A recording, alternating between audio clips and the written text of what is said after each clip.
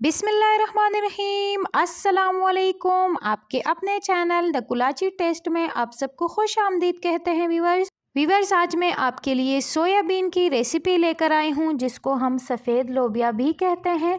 इसके अंदर काफ़ी सारी मिकदार में प्रोटीन पाए जाते हैं वीवर्स, जो कि हमारे सेहत के लिए बहुत ज़्यादा फ़ायदेमंद साबित होते हैं। वीवर्स, लोबिया ज़रूर खानी चाहिए, चाहे वो सफ़ेद लोबिया हो, चाहे वो रेड बीन्स हो, ज़रूर हमें खानी चाहिए। तो चलिए वीवर्स, इसकी रेसिपी आप नोट कीजिए, बहुत ही ज़्यादा इंटरेस्टिंग सी रेसिपी है।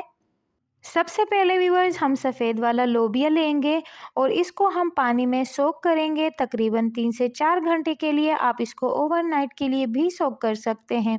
हमने तकरीबन 1.5 कप के करीब लिए हैं। आप अपनी मर्ज़ी से अपने हिसाब से इसकी क्वांटिटी ले सकते हैं। 3 से 4 बार इसको हम पानी में से धोएंगे वीवर्स, और फिर इसको हम पानी में सोक कर लेंगे।